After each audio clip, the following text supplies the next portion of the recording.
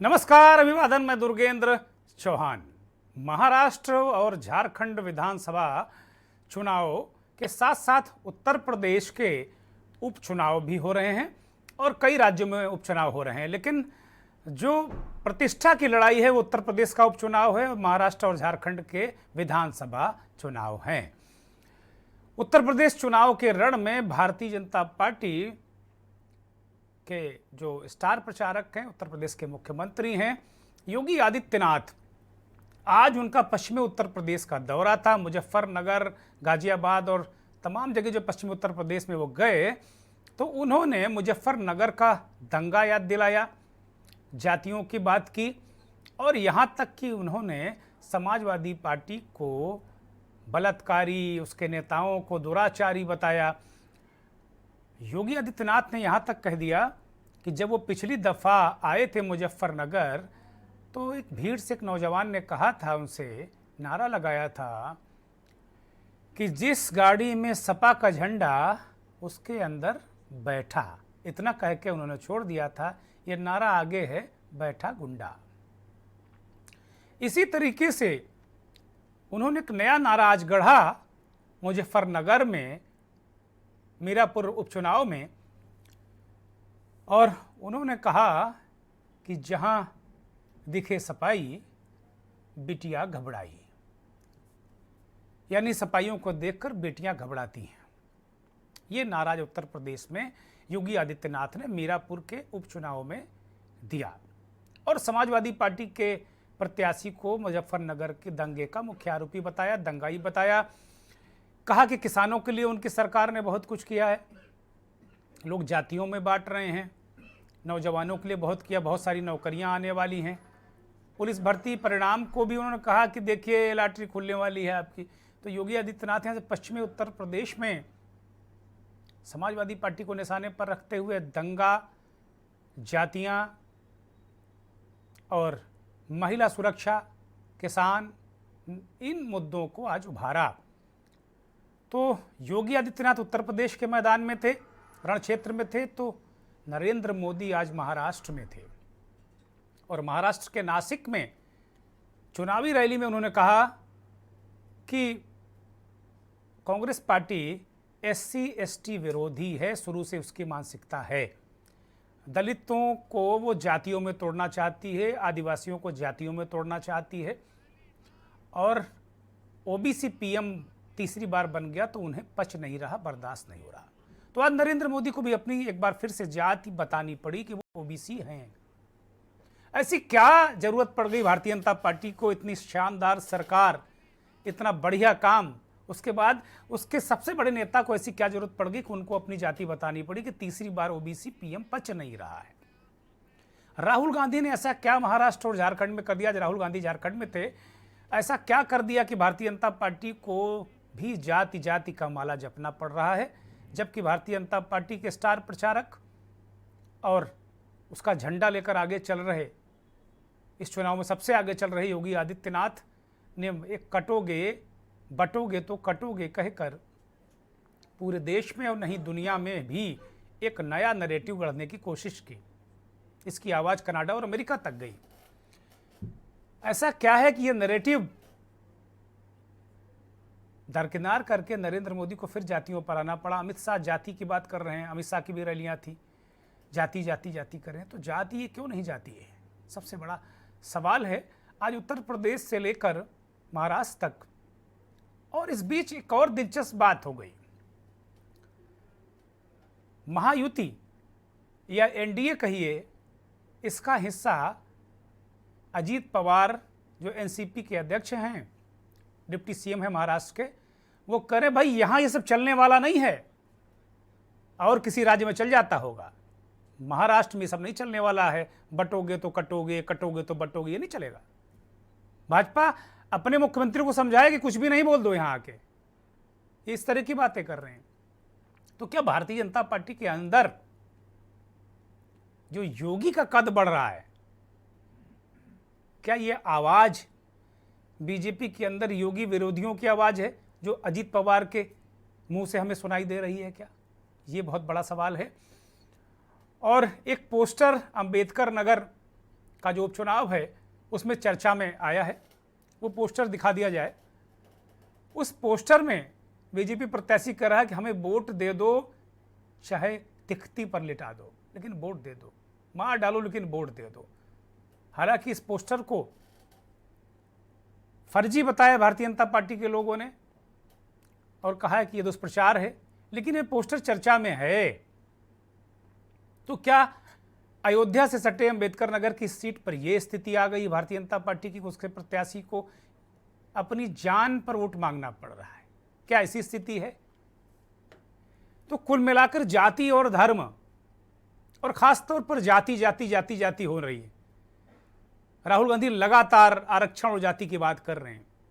तो मंथन में आज हम उत्तर प्रदेश से लेकर महाराष्ट्र तक और झारखंड तक पूरे चुनाव का विश्लेषण करेंगे। लेकिन जो केंद्र बिंदु है उत्तर प्रदेश का मैदान है, योगी आदित्यनाथ हैं, और जो टैगलाइन है कि जहां दिखे सपाई बिटिया घबराई।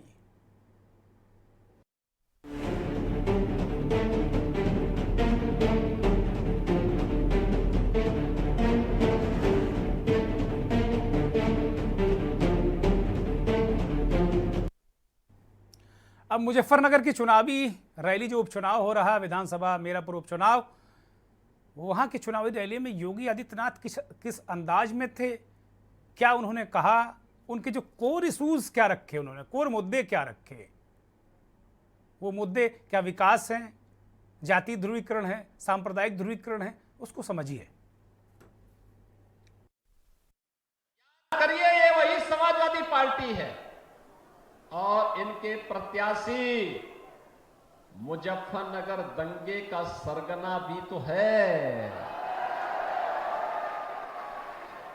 बहनों और भाइयों, हथियारों का जखीरा बरामद हुआ था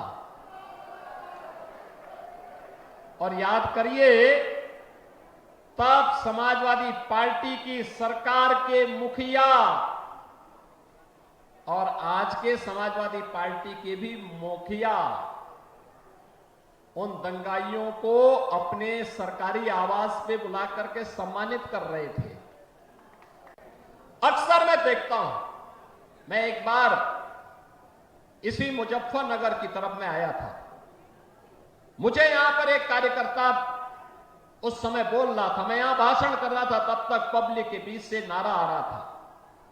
वो कह रहा था कि 12 से 17 के बीच में एक नारा चलता था और वो नारा होता था, जिस गाड़ी पर सपा का झंडा, समझो बैठा है कोई। और बहनों और भाइयों, आज मैं कह सकता हूं कि जहां दिखे सपाई वहां बिटिया घबराई। और अभी तो मुजफ्फरनगर की नई खबर आने वाली है। 60,000 से अधिक पुलिस भर्ती के परिणाम आने वाले हैं। और याद रखना, खेलते यहां के नौजवान हैं। अपने योग्यता के बल पर जो पहले उपेक्षित हो जाते थे, अब तो मुजफ्फरनगर, मेरठ, बागपत, शामली, बुलंदशहर, इन जनपदों के युवा बड़े पैमाने पर भर्ती होते हैं। कोई रोक टोक नहीं, कोई भेदभाव नहीं, बड़े पैमाने पर भर्ती होने वाले हैं और परिणाम हम बहुत शीघ्र देने जा रहे हैं। 60,200 पद पर एक साथ भर्ती हो रही है। ये नज़ारा उत्तर प्रदेश के उपचुनाव का के रण से आपको हम दिखा रहे थे। महाराष्ट्र चलते हैं। नरेंद्र मोदी प्रधानमंत्री भारत के, वो कैसे बता रहे हैं जातियों का जंजाल, उसे सुनिए। बीजेपी के ही प्रयासों से पहली बार एक आदिवासी महिला द्रौपदी मुर्मू जी देश की पहली आदिवासी राष्ट्रपति बनी। और पूरे देश ने देखा है कि कैसे कांग्रेस और उसके साथियों ने द्रौपदी मुर्मू जी को हराने के लिए पूरी शक्ति लगा दी थी। आए दिन ये लोग द्रौपदी जी का अपमान करते हैं और ये इनकी पुरानी आदत है। बाबा साहब आंबेडकर को हराने के लिए नेहरू समेत ने ताकत लगा दी थी। आज से 25-30 साल पहले बाबा साहब आंबेडकर को नीचा दिखाना ये कांग्रेस का रोज का काम था और वैसा ही उन्होंने द्रौपदी मुर्मू जी के साथ किया। अजीत पवार एनडीए के नेता, महायुति के नेता, वो योगी का जो कैंपेन है बटोगे तो कटोगे, उस पर उनका रिएक्शन भी बड़ा काबिले गौर है। लेकिन नरेंद्र मोदी बिल्कुल सेफ खेल रहे हैं। वो कह रहे हैं नेक रहोगे, एक रहोगे तो सेफ रहोगे। योगी कहते हैं कि बटोगे तो कटोगे, एक रहोगे तो नेक रहोगे। नरेंद्र मोदी कहते हैं कि एक रहोगे तो सेफ रहोगे। मोदी बिल्कुल सेफ खेल रहे हैं। तो अजीत पवार जो कटोगे बटोगे वाले मसले पर एनडीए ही बटा नजर आ रहा है। सुनिए अजित पवार को। तू काहीतरी अजून त्याच्यात काड्या घालायचं काम करू नको। मी आपल्याला पत्रकार मित्रांनो तुमच्या सगळ्यांच्या मार्फत महाराष्ट्राला सांगतो, महाराष्ट्र हा शिवशाहू फुले आंबेडकरांचा महाराष्ट्र आहे। तुम्ही इतर राज्यांची महाराष्ट्राची तुलना करू नका। महाराष्ट्रातल्या लोकांना हे अजिबात आवडत नाही। महाराष्ट्रातल्या लोकांनी सातत्याने जातीय सलोखा ठेवण्याचा प्रयत्न केलेला आहे आणि शिवशाहू फुले आंबेडकरांची विचारधारा ही सगळ्या 18 पगड जाती 12 बलुतेदारांना बरोबर घेऊन जाण्याची आहे। त्याच्यामुळं बाहेरचे लोक येतात, ते त्यांचा विचार करून त्या ठिकाणी बोलून जातात, परंतु महाराष्ट्राने हे कदापि मान्य केलेलं नाही। हा आजपर्यंतचा महाराष्ट्राच्या निवडणुकांचा इतिहास आहे। दादा तुम्ही बारामतीत फिरतात, यावेळेस लीड किती असेल अंदाजे? अजीत पवार भी वहीं आकर टिक गए। छत्रपति साहू जी महाराज, ज्योतिबा फूले, बाबा भीमराव अंबेडकर, उन्हीं की इर्द गिर्द, इन तीनों महापुरुषों के इर्द गिर्द ही अजीत पवार भी अपनी पॉलिटिक्स को खींच कर लाना चाहते हैं। उनको डर है इस बात का कि जो बटोगे तो कटोगे वाला मसला है ना, अजीत पवार का जो अल्पसंख्यक वोट है वो कहीं खिसक न जाए तो बहुत दिक्कतें हो जाएं, क्योंकि बहुत सारी जगह अजीत पवार की एनसीपी को या एनसीपी को ये वोट मिलता रहा है। वो कह रहे हैं कि भाई ये इन तीन महापुरुषों का राज्य है, यहाँ नहीं चलता और कहीं चलता होगा, यहाँ सांप्रदायिक ध्रुवीकरण नहीं चलता। तो अजीत पवार की ये अपनी आवाज़ है या जुबान उनकी है, आवाज़ किसी और की है, ये जरूर ये बात चर्चा का विषय है और मेरे मन में भी ये बात आई। अखिलेश यादव उत्तर प्रदेश के पूर्व मुख्यमंत्री, उनका भी इस पूरे जो आजकल चल रहा है राजनीतिक बयानबाजी, चुनावी बयानबाजी, उसको लेकर भी उनका अपना पक्ष है। ये है कि भारतीय जनता पार्टी ने जानबूझ करके दंगा कराया, क्योंकि उनको पता है कि चुनाव आ गया है, किसी भी सवाल का जवाब जनता में नहीं दे सकते हैं। इसीलिए राजनीतिक लाभ लेने के लिए जानबूझ करके भारतीय जनता पार्टी ने दंगा कराया है। और जीरो टॉलरेंस की अगर बात थी तो आखिरकार पर्याप्त पुलिस क्यों नहीं थी, पर्याप्त प्रशासन का इंतजाम क्यों नहीं था, और जो जानकारी में था प्रशासन को उसके बावजूद भी नहीं किया कुछ भी। मुझे उम्मीद है कि न्यायालय से न्याय मिलेगा। अब भारतीय जनता पार्टी जिसको चाहे उसको गिरफ्तार कर ले, पत्रकार साथी भी गिरफ्तार हो जाते हैं। अगर वो कोई सच्ची न्यूज चला दें तो फोन आ जाता है उनके पास। उनको बाकायदा ब्रेकिंग न्यूज व्हाट्सएप पे मिलती है कि आपको ब्रेकिंग न्यूज यही चलानी है जो व्हाट्सएप पे आई है। अखिलेश यादव कह रहे हैं कि भाई ब्रेकिंग न्यूज जो व्हाट्सएप पर भाजपा के लोग भेजते हैं वही चलाइए, अपनी कोई खबर उबर की तो पत्रकार भी अंदर चले जाएंगे। वो साफ तौर पर कह रहे हैं कि राजनीतिक लाभ लेने के लिए भारतीय जनता पार्टी के लोग दंगा कराते हैं।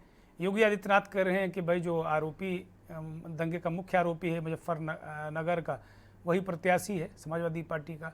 तो ये दंगा पॉलिटिक्स भी उत्तर प्रदेश के उपचुनाव में दोनों दल की तरफ से हो रही है। जातियां, किसानों की मुद्दों को लेकर बात हो रही है।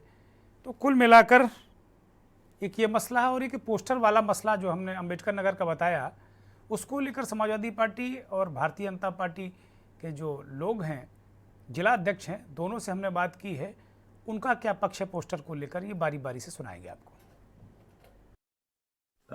कल एक अपने व्हाट्सएप पे मेरे किसी कार्यकर्ता ने एक होर्डिंग भेजा जिस पे लिखा था या तो जिताया दिया या तो टिकट पे लिटाया दिया, और उसमें धर्मराज जी की फोटो लगी थी, कमल के चुनाव चिन्ह बना हुआ था।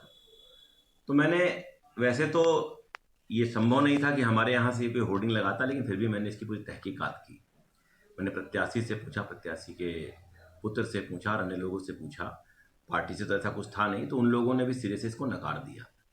तो निश्चित तौर से मूल्यों की राजनीति भारतीय जनता पार्टी करती है, मूल्यों की गिरावट की बात हम नहीं करते। लेकिन हमारे जो विपक्ष के लोग हैं, साजिश और इस तरीके के हथकंडे अपनाना, ये उनकी राजनीति का तरीका है। अभी आपने देखा होगा कि एक होटल में एक जिलाध्यक्ष ने अपने एक कार्यकर्ता को गालियां दी, वो किस पार्टी के लोग हैं। अभी आपने देखा होगा उस पार्टी के बड़े नेता ने निषाद और राजभर समाज को तुच्छ कहा, ये किस पार्टी के लोग हैं। इस प्रकार के अनेकों हथकंडे, यहाँ तक कि भारतीय जनता पार्टी के कार्यकर्ताओं को पूंजीवाद के दम पर, अर्थ के दम पर रिझाने लुभाने का काम कौन कर रहा है। भारतीय जनता पार्टी के कैंडिडेट का एक पोस्टर हमने सोशल मीडिया पर देखा, और जिस पर मैंने अपनी आईडी से लिखा भी कि इस ओछी मानसिकता से अब राजनीति नहीं चलेगी। जनता परेशान है महंगाई से, बेरोजगारी से, भ्रष्टाचार से, थाने के तहसील के भ्रष्टाचार से, अग्निवीर योजना से, तमाम जनता के सामने परेशानियां हैं। 68,500 शिक्षक भर्ती घोटाला, उसका भी जवाब देना चाहिए। अब कटेहरी में, क्योंकि समाजवादी पार्टी के द्वारा दिया गया गन्ना मिल, तमाम पुलें, तमाम सड़कें जो कटेहरी के विकास की द्योतक हैं, जनता उनके साथ खड़ी होकर के फिर से समाजवादी पार्टी को वोट करने जा रही है। तो भारतीय जनता पार्टी ने अपनी हार पहले ही स्वीकार कर लिया, जिसको नए नए स्लोगन, भावनात्मक स्लोगन दे करके इस ओछी भावना से काम नहीं चलेगा। और भारतीय जनता पार्टी के जिला अध्यक्ष कह रहे हैं कि ये विपक्षियों की चाल है। अरे भाई, जो विकास के काम हम करते हैं उसको आप अपना गिनाते हैं। अपने द्वारा हार स्वीकार कर लिया पहले ही, जनता के बीच में कैसे चर्चा में बने रहें केवल चुनाव तक, उसको बचाए रखने के लिए अनलगल उल्टा पुल्टा काम करके और विपक्ष पर आरोप लगा रहे हैं। विपक्ष के काम भी तो बता देते विपक्ष ने किया है। इन दोनों नेताओं की बातचीत में एक बड़ी बात दिलचस्प लगी कि भारतीय जनता पार्टी के नेता कह रहे हैं कि समाजवादी पार्टी के लोग पूंजीवाद के दम पर उनके कार्यकर्ताओं को तोड़ रहे हैं। ये बात मेरे लिए बड़ी बिल्कुल नहीं है कि भारतीय जनता पार्टी का कार्यकर्ता तो कमिटेड होता है, देवतुल्य कार्यकर्ता है, वो कहाँ पूंजी वूंजी के चक्कर में फंसता है। और पूंजीवाद और सपा, ये भी बात थोड़ा समझ में आ नहीं रही है, लेकिन चलो ठीक है, राजनीति है, अपने अपने तरीके से लोग कहते हैं। मेहमान हमारे साथ कार्यक्रम में जुड़ चुके हैं, भारतीय जनता पार्टी के नेता देवेंद्र प्रमुख जुड़े हैं हमारे साथ, स्वागत, धन्यवाद। समाजवादी पार्टी के नेता रजत मिश्रा हमारे साथ जुड़े हैं, उनका भी स्वागत, धन्यवाद। उत्तर प्रदेश और देश के जाने माने वरिष्ठ पत्रकार विश्लेषक हयात उमर साहब हमारे साथ उत्तर प्रदेश की राजधानी लखनऊ से जुड़े हैं, स्वागत। मनीष शर्मा पॉलिटिकल एक्टिविस्ट के तौर पर हमारे साथ जुड़े हैं, उनका भी बहुत स्वागत, बहुत धन्यवाद। थोड़ी देर में भारतीय किसान यूनियन के नेता भी हमारे साथ जुड़ेंगे, देवेंद्र सिंह, तो वो बताएंगे कि भाई किसानों के लिए पश्चिम उत्तर प्रदेश में सरकार ने बहुत सारे काम किए हैं, जैसा कि मुख्यमंत्री जी कह रहे हैं, तो किए भी होंगे निश्चित तौर पर। और अच्छी बात भी है कि भाई काम तो होते रहना चाहिए, राजनीति अपनी जगह हो, काम अपनी जगह। तो देवेंद्र प्रमुख से शुरुआत करते हैं। देवेंद्र प्रमुख, आप भी पश्चिमी उत्तर प्रदेश से ही आते हैं, जब मुझे लगता है, जैसा मैं जानता हूँ, वही पूरी बेल्ट है आपकी भी। आज पश्चिमी उत्तर प्रदेश में महाराज जी थे, मुख्यमंत्री जी, और मुजफ्फरनगर से उन्होंने शुरुआत की, कैराना के पलायन से लेके, और जब वो आकर टिके तो उन्होंने कह दिया कि भाई जहाँ दिखे सफाई वहीं बिटिया घबराई। मतलब ये कह दिया गया कि ये इतने बलात्कारी दुराचारी लोग हैं कि बेटियां इनको देखकर सहम जाती हैं। तो राजनीति, वोट, क्या अब इस स्थिति में आके मांगना पड़ेगा कि मतलब इस स्थिति तक आके हमले करने पड़ेंगे? ऐसी स्थितियां क्या ज़मीन में ऐसी स्थितियों का निर्माण हो गया है क्या? एक तो मेरा ये सवाल है, बड़ा महत्वपूर्ण सवाल है। और दूसरा, इसी तरीके से बहुत सारी बातें उन्होंने कहीं कि दंगा, मुजफ्फरनगर का दंगा, और 2017 के बाद कोई दंगा नहीं हुआ पश्चिमी उत्तर प्रदेश में। दंगा को लेकर भी, दंगे को भी उभारा गया कि भाई सरकार दंगा नहीं होने देती, ये मुद्दा भी रखा गया। लेकिन अखिलेश यादव बहराइच के दंगे को गिना रहे हैं, जब मुख्यमंत्री जी ने महाराष्ट्र में कहा था कि महाराष्ट्र में जाके रैलियों में कहा कि दंगा नहीं हमारे यहाँ होता, तो अखिलेश यादव ने काउंटर किया था कि नहीं भाई, बहराइच आप क्यों भूल गए हैं? तो मतलब दंगा, बलात्कार, सपा, अब तो काफ़ी 7-8 साल की सरकार हो गई राज्य की, केंद्र की 10 साल से ऊपर की सरकार हो गई। केंद्र को कांग्रेस का भूत चढ़ा रहता है और उत्तर प्रदेश की सरकार को सपा का भूत चढ़ा रहता है। ये कब ये उतरेगा? अपनी योजनाओं पर कब आप लोग बात करेंगे? जनता से कब वोट मांगेंगे? इतने अस्पताल बना दिए, इतने स्कूल बना दिए, इस पर क्यों केंद्रित नहीं रहते आप लोग? दुर्गेन सर, बहुत गहन क्वेश्चन है आपके, और आपकी डिबेट भी गहन होती है। बिगर स्टडी के आना आपकी डिबेट में फंसने के समान होता है। अब पश्चिमी उत्तर प्रदेश की बात है, इसमें कोई संशय वाली बात नहीं। मैं पश्चिमी उत्तर प्रदेश की वो पृष्ठभूमि है, मेरा डिस्ट्रिक्ट बागपत लगता है, और मुजफ्फरनगर से लेकर आप जो है, बोलिए सर 1 मिनट दीजिए मुझे, 1 मिनट सर जी।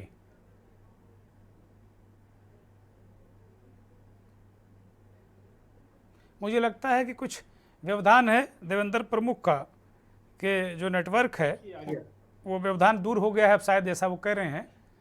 तो सर मेरी लाइट का थोड़ा दिक्कत हो गया। बोलते रहिए। मैं ये कहना चाहता हूँ सर, पश्चिमी उत्तर प्रदेश की बात आई है, इसलिए जो है पश्चिमी उत्तर प्रदेश जो है एक ऐसी जगह है जो पूरे प्रदेश में हमेशा अपने आप में अपना अलग महत्व रखती है। और पश्चिमी उत्तर प्रदेश, जब उत्तर प्रदेश की बात होती है शुरुआत, आज बड़ी बात यह है दुर्गेन्द्र सर कि जिस तरह माननीय मुख्यमंत्री ने पश्चिमी उत्तर प्रदेश का जिक्र किया, तो मैं आपको थोड़ा सा पीछे ले जाना चाहूंगा कि जब कव्वाल की घटना घटी थी तो पश्चिमी उत्तर प्रदेश से एक शुरुआत हुई थी, और ये एक घटना इतनी बड़ी थी, और इसमें जो है कहने में कोई गुरेज नहीं है। मैं तो ये कहता हूं कि उन्होंने कम किया। मैं ये कहता हूं कि उस घटना से संबंधित उस समय की घटना, अगर आप आज आपको तो मुझसे घना ज्यादा पता होगा सर कि उस समय के मुख्यमंत्री और उप मुख्यमंत्री जैसी स्थिति थी जो आज नेता जेल में आजम खान जी, जब वो दंगा लग रहा था, जब वो प्रदेश जल रहा था, तो वहां के ऑडियो आपने सुने होंगे शायद, जिस तरह वायरल हुई। तो कोई ऐसी बात नहीं है कि इस बात का जिक्र आया। और बेटी की बात अगर मैं ही गिनाने लगूं तो दिन में स्कूल से आती हुई बेटियों की ये साथ बलात्कार की घटना घटी थी। बागपत का ये गांव था और 12 बजे की घटना थी, और बेटी की साइकिल बसते भी 3-3 दिनों में माननीय मुख्यमंत्री के सामने बात उठी थी, और बागपत का पश्चिम का ही जिक्र आया था।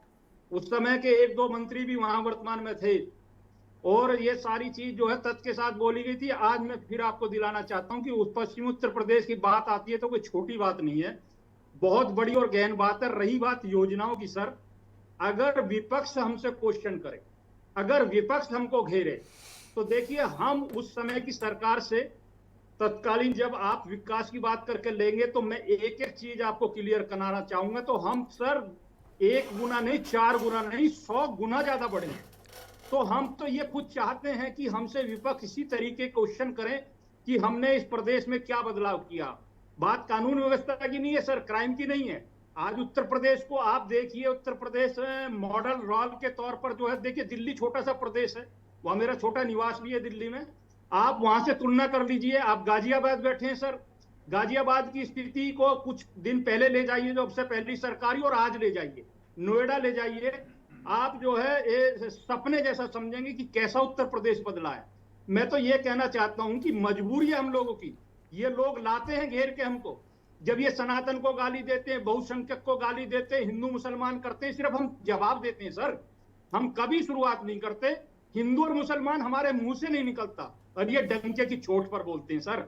अगर ये एक बार भी ईमानदारी से बोलते हैं अखिलेश जी, मुझे कोई दिक्कत नहीं होती, कोई गुरेज नहीं होता।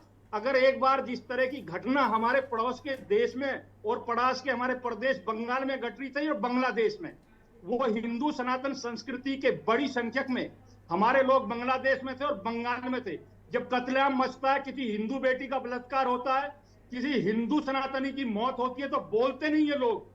और जब कोई एक अल्पसंख्यक की बात आती है तो डंके की चोट पर लोकतंत्र खतरे में है, भारत खतरे में है और भारत की अस्मिता खतरे में है। भाई ऐसा क्यों, कब तक सर? ये आज बहुसंख्यकों का देश है, उनका पहला अधिकार है, मुझे कहने में कोई संसाधनों पर, हमारा उन बहुसंख्यकों का अधिकार है जिनका ये देश है। हाँ, सबका अधिकार, सबका विकास, सबका साथ, ये बात करते हैं, डंके की चोट पर करते रहेंगे, लेकिन इसके बदले ये नहीं कि बहुसंख्यक की बलि देंगे। ठीक बात है, जरूरत पड़ेगी तो जवाब। ठीक बात है, आप बने रहिए, बहुत शुक्रिया। तो मुझे एक ब्रेक पर जाना है। वो कह रहे हैं कि बहुसंख्यकों की बलि नहीं दे देंगे, और भारतीय जनता पार्टी के नेता कह रहे हैं कि ये शुरू जो करता है वो सपा समाजवादी पार्टी के लोग करते हैं। ब्रेक के बाद मेरा सवाल होगा कि भाई ठीक है, शुरू करते हैं तो कोई तो ख़त्म करेगा। और मुख्यमंत्री जी ने साफ तौर पर कहा कि भाई सपाइयों को देखकर बेटियां सहम जाती हैं। तो क्या उत्तर प्रदेश में जितनी भी बलात्कार की घटनाएं हाल में हुई हैं या 2-4-5 सालों के अंदर हुई हैं, सारे लोग समाजवादी पार्टी के हैं? क्या दूसरे दलों के से संबंधित लोग नहीं हैं? ये भी बड़ा सवाल होगा। आप देख रहे हैं के न्यूज़, खबरों का सारथी।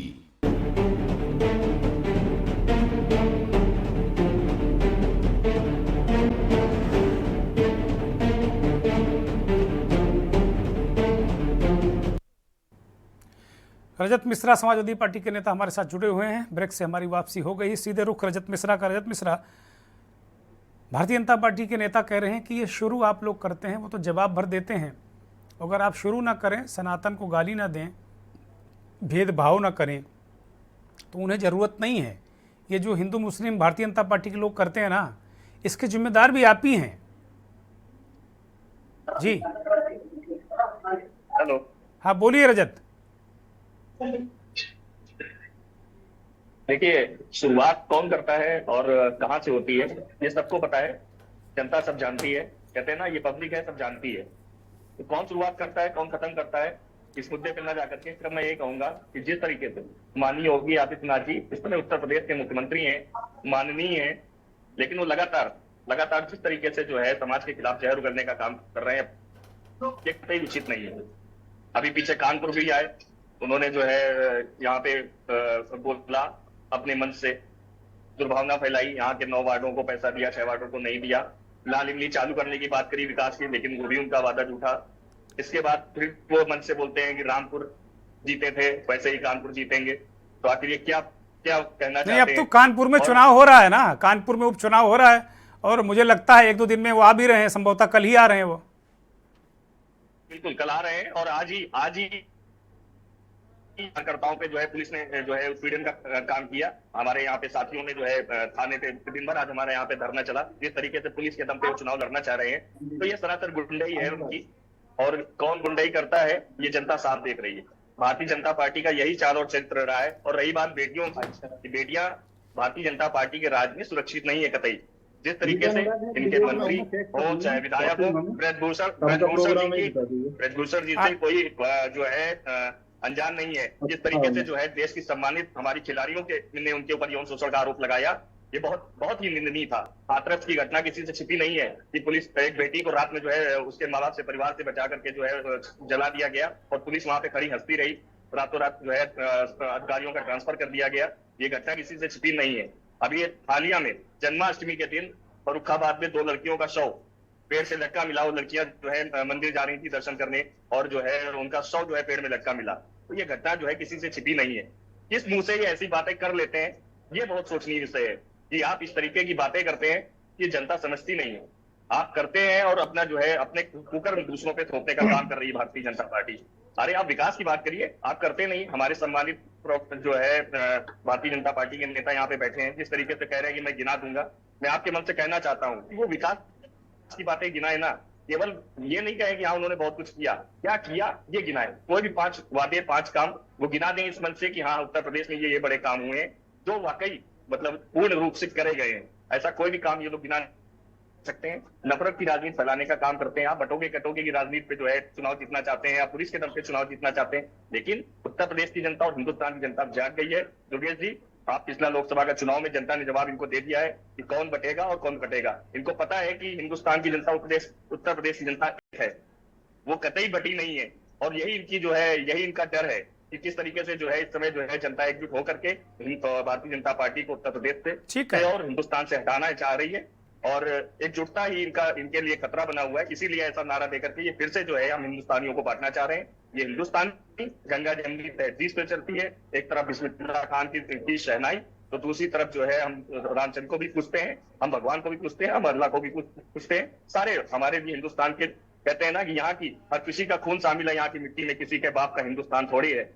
तो ये हिंदुस्तान हिंदू मुस्लिम ईसाई सभी से मिल करके बना है, लेकिन भारतीय जनता पार्टी हमें बांट करके राजनीति करना चाह रही है। ये इनकी मानसिकता अंग्रेजों ठीक है रजत, ठीक है। मैं आता हूँ जरा मनीष शर्मा को चर्चा में शामिल करते हैं। मनीष शर्मा, एक राजनीतिक कार्यकर्ता के तौर पर, एक पॉलिटिकल एक्टिविस्ट के तौर पर, जिस तरीके से आप देखते हैं राजनीतिक दलों को कैसे काम कर रहे हैं ये लोग, एक दृश्य यूपी से लेकर महाराष्ट्र तक आप देखिए कि पहले जब जैसे ही ये बटोगी तो कटोगी वाला मसला आया तो एक ऐसा हाइप, महाराष्ट्र में पोस्टर लगे, यूपी में पोस्टर लगे, झारखंड में पोस्टर लगे, एक हाइप दिया गया। ये हाइप हुआ और वो कनाडा और अमेरिका तक चला गया। उसके बाद फिर आता है कि ये नक्सली लोग हैं जो जातियों का सवाल उठा रहे हैं, आरक्षण का सवाल उठा रहे हैं।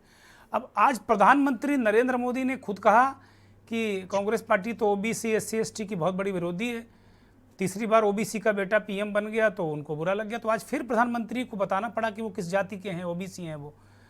तो क्या जातियाँ इतनी मजबूरी हैं राजनीति में कि कभी उधर जाके कभी उधर आके? और नरेंद्र मोदी ये भी कह रहे हैं कि एक रहोगे तो सेफ रहोगे, बटोगे तो कटोगे से वो बहुत ज़्यादा, मुझे नहीं लगता कि इस लाइन पर वो बोल रहे हैं, वो जो राइमिंग है वो वही है, लेकिन वो कह रहे हैं एक रहोगे तो सेफ रहोगे। इशारा कुछ भी हो, अब किससे सेफ रहोगे, क्या नहीं रहोगे, लेकिन वो सेफ रहोगे की बात कर रहे हैं। चूँकि संवैधानिक पद पर वो भी बैठे हैं तो मुझे लगता है वो इससे बच रहे हैं। लेकिन जो बड़ा आश्चर्यजनक घटनाक्रम ये रहा कि अजीत पवार ने कह दिया कि भाई बाहरी लोग हैं, कुछ भी बोल जाते हैं। योगी जी वहाँ गए, उनको बाहरी कर रहे हैं वो, तो NDA ही बट गया। वो कह रहे थे कि सबको एक करने की बात कह रहे हैं कि बटोगे तो कटोगे, वो चला NDA ही बट गया, वो अलग अलग सुर हो गए।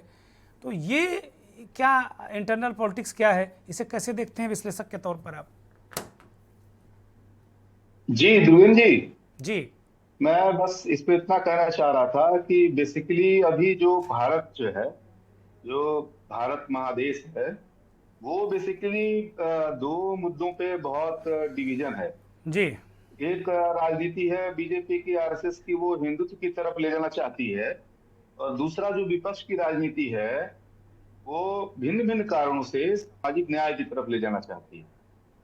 और ये अभी जो 2024 का चुनाव है उसमें हिंदुत्व की राजनीति को सामाजिक न्याय की राजनीति ने बहुत ताकतवर तरीके से पटकनी दी। तो वो ये संकट उनके सामने ये है, बीजेपी को बार बार मजबूरी में उनको जरूर बात करनी पड़ती है सामाजिक न्याय पे, आरक्षण पे, या विपक्ष को बताना पड़ता है कि जो है आप आरक्षण विरोधी हैं, सामाजिक न्याय विरोधी हैं। ये उनकी मजबूरी है इस पे बोलना, लेकिन उनकी ताकत तभी बढ़ेगी, बीजेपी की ताकत, RSS की ताकत तभी बढ़ेगी जब राजनीति हिंदुत्व के केंद्र में चली जाए। और वो अभी होता हुआ दूर दूर तक कहीं दिखाई नहीं दे रहा है। ना महाराष्ट्र में दिखाई दे रहा है, ना झारखंड में दिखाई दे रहा है, ना यूपी के उपचुनाव में दिखाई दे रही है। हरियाणा में बीजेपी सामाजिक न्याय की चैंपियन बन गई।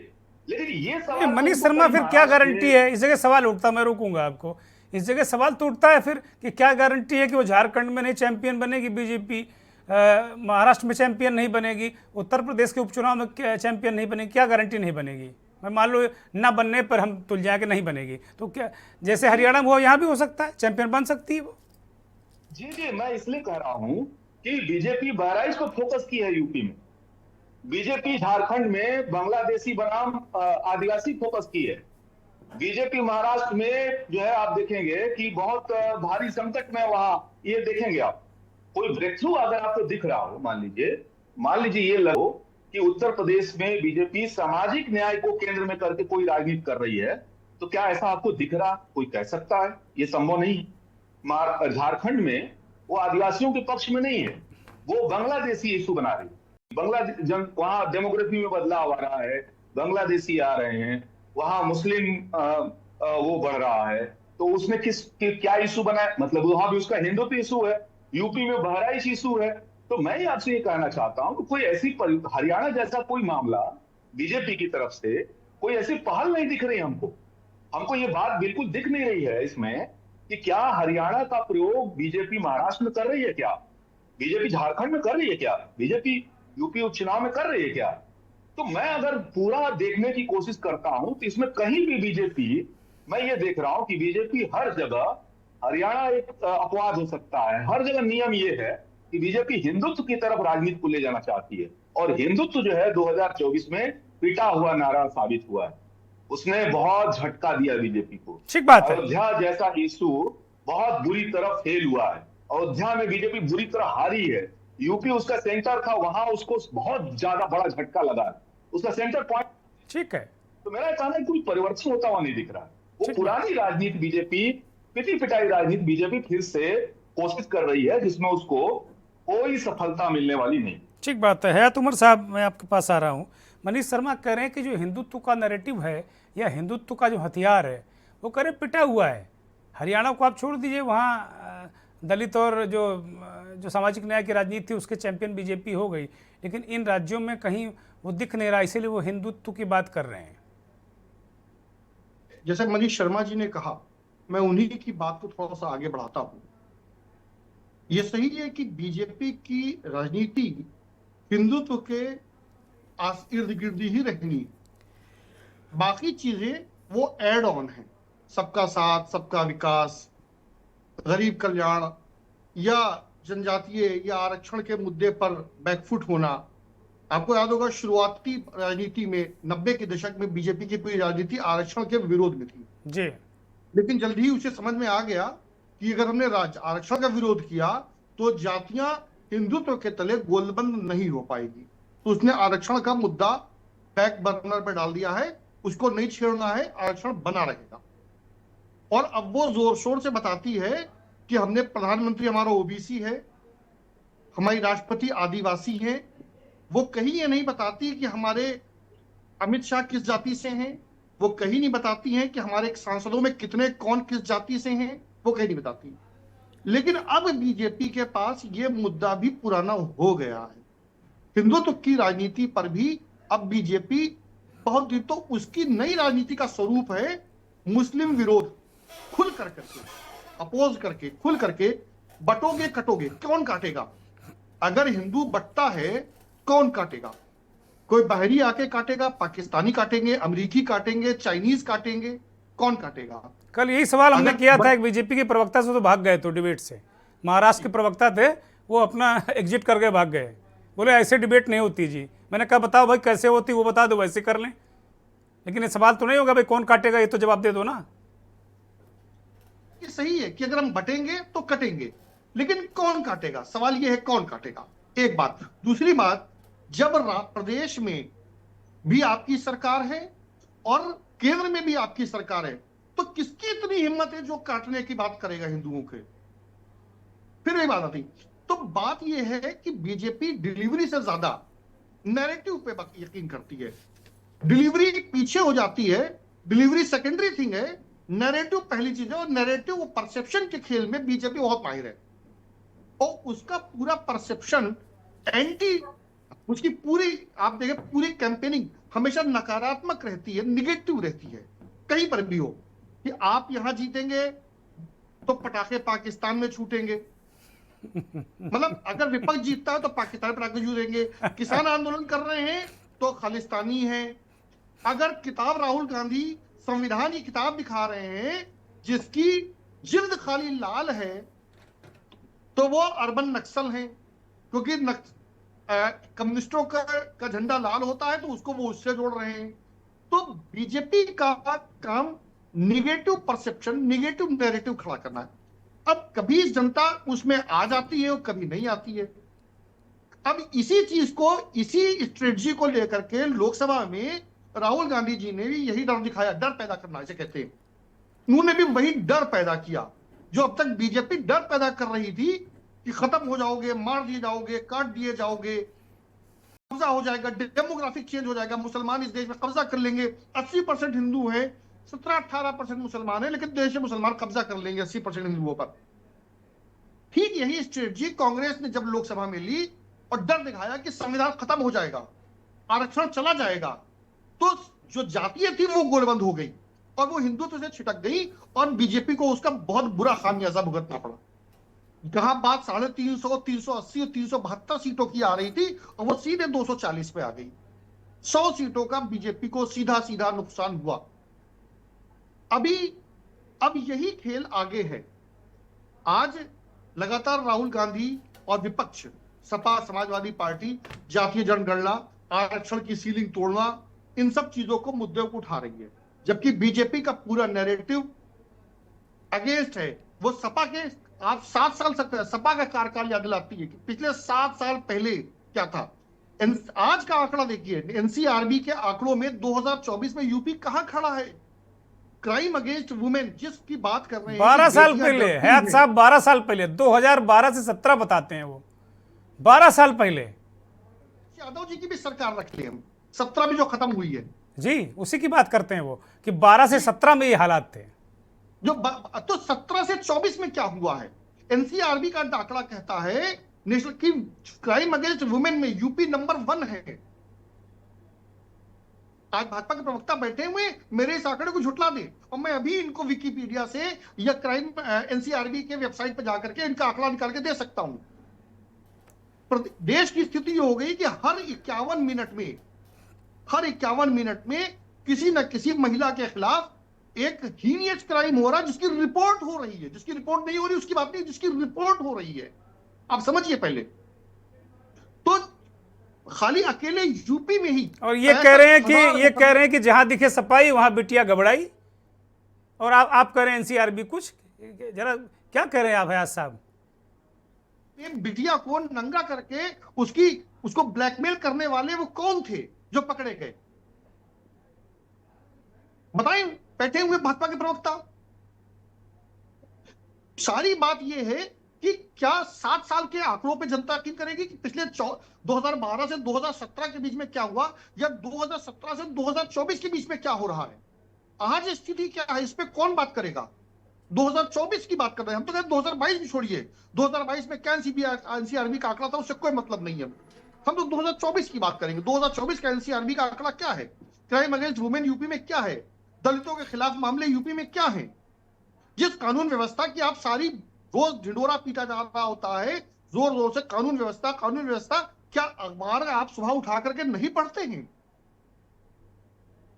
कौन सा दिन आता है जाता है जब खुले, अभी परसों की ही बात है, पश्चिम में भाजपा नेता के एक स्कूल के प्रिंसिपल की सरेआम गोली मार करके हत्या की गई है। स्कूल के बाहर उसके भाजपा नेता की हत्या की गई है। आप बताइए, जब भाजपा के विधायक ये कह रहे होते कि इतनी बुरी स्थिति हमने कभी नहीं देखी। भाजपा के बहराइच के विधायक अपने ही दल के भाजयुमों के अध्यक्ष के खिलाफ एफआईआर कराते हैं और उसके बाद ये दावा है कि हम क्राइम कंट्रोल में है, यूपी में कोई दंगा नहीं होता है, यूपी में क्राइम नहीं होता है, यूपी में सब चंगासी है। क्या चंगासी है? ठीक है, बड़ा सवाल मैं पूछता हूं, देवेंद्र प्रमुख बताइए, सब चंगा है क्या? बहुत सारे उदाहरण उन्होंने दिए। अब इसके बाद भी कहते हैं कि जहां दिखे सपाई, अब आप हम क्या कहें।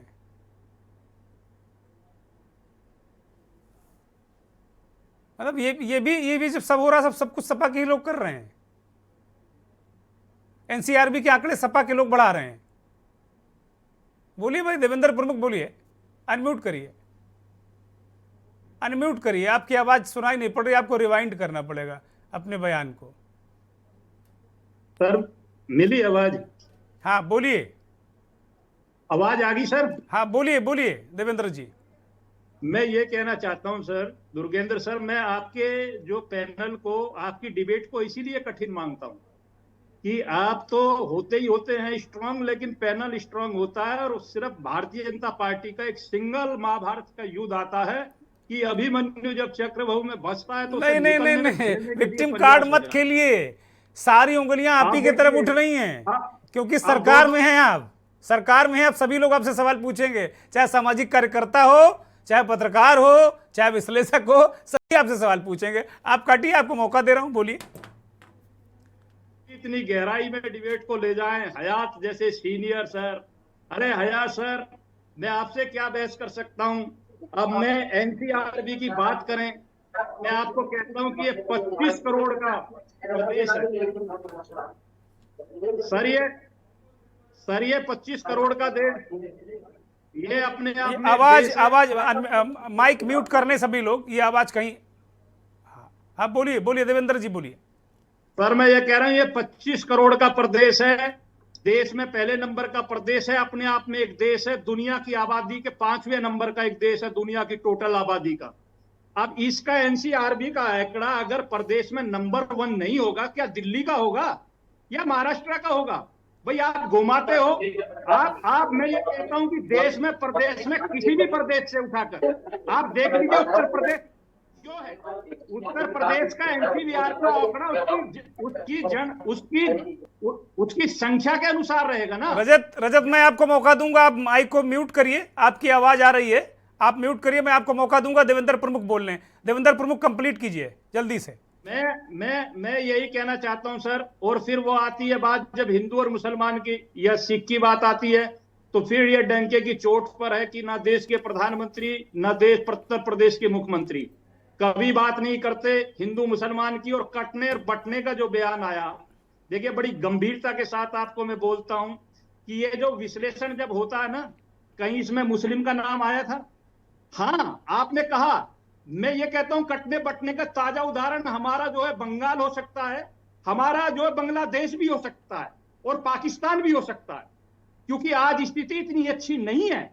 आज कटने और बटने की बात हम सीमाओं पर बराबर लड़ रहे हैं, चाइना से लड़ रहे हैं, पाकिस्तान से लड़ रहे हैं, बांग्लादेश पर लड़ रहे हैं, एक समाज के साथ जो नंगा नाच हो रहा है वो वहां कोई बोलने का हयात सर भी हिम्मत नहीं रखते भाई।